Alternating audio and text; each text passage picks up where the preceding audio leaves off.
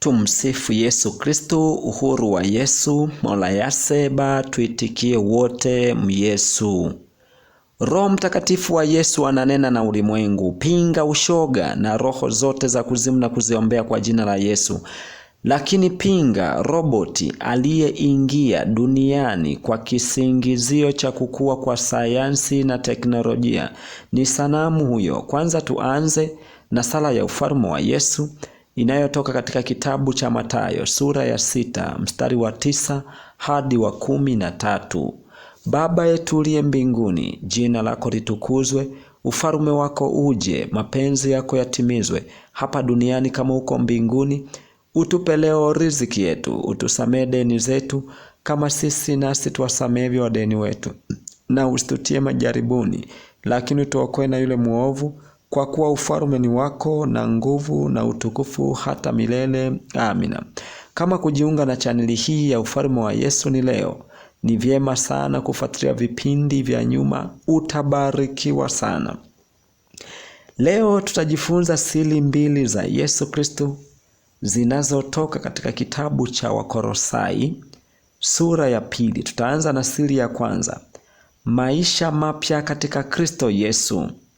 Wakolosai 2 mstari wa 1 hadi wa 19 inasema, maana nataka ninyi mjue jinsi ilivyokuwa juhudi yangu nilionayo kwa ajili yenu na kwa ajili ya wale Laodikia na wale wasioniona uso wangu katika mwili, ili wafarijiwe mioyo yao, wakiunganishwa katika upendo, wakapate utajiri wote na kufahamu kwa hakika, wapate kujua kabisa siri ya Mungu, yani Kristo, ambaye ndani yake yeye hazina zote za hekima na maarifa zimesitirika.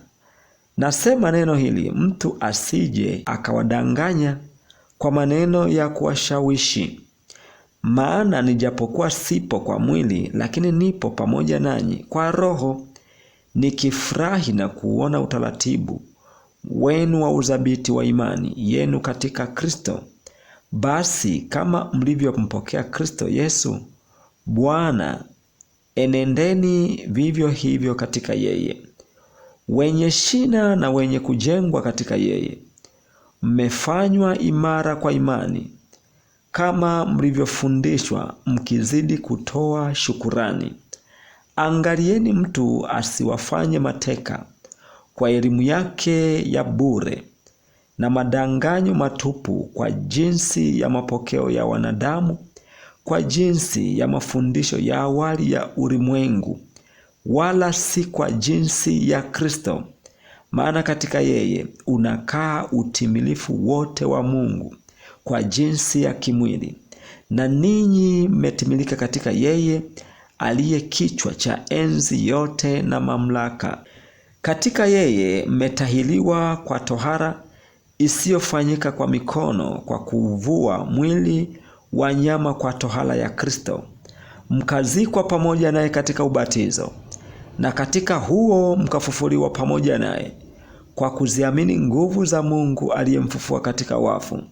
Na ninyi mlipokuwa mmekufa kwa sababu ya makosa yenu na kutokutahiriwa kwa mwili wenu, aliwafanya hai pamoja naye, akiisha kutusamehe makosa yote, akiisha kuifuta ile hati iliyoandikwa ya kutushtaki kwa hukumu zake, iliyokuwa na uadui kwetu, akiiondoa isiwepo tena, akaigongomea msalabani.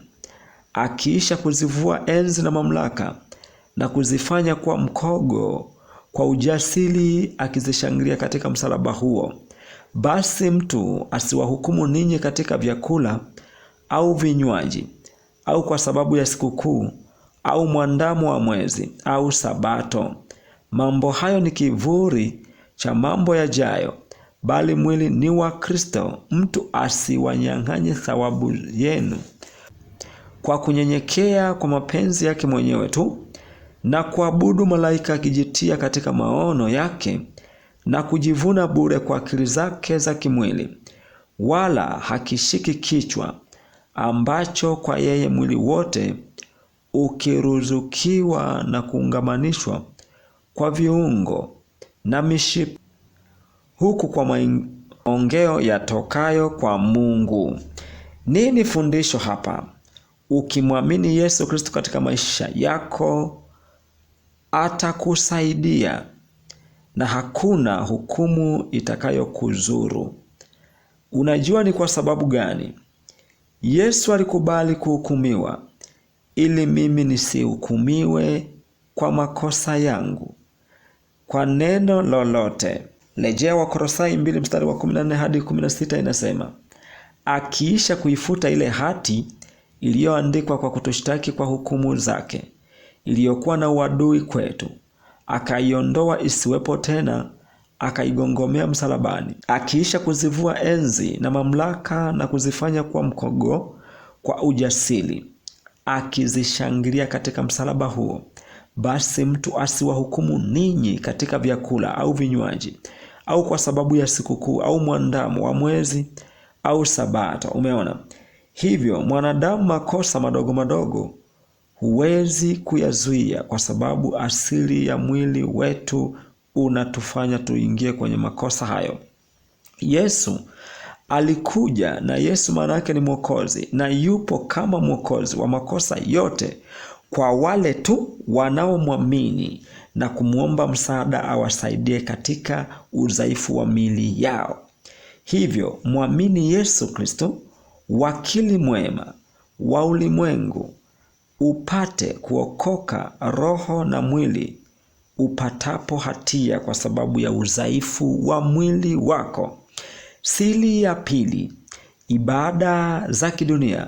Wakolosai 2 mstari wa 20 hadi 23 nasema, basi ikiwa mlikufa pamoja na Kristo, mkayaacha yale mafundisho ya awali ya ulimwengu, kwa nini kujitia chini ya amri kama wenye kuishi duniani? Msishike, msionje, msiguse. Mambo hayo yote uharibika wakati wa kutumiwa, hali mkifuata maagizo ya mafundisho ya wanadamu.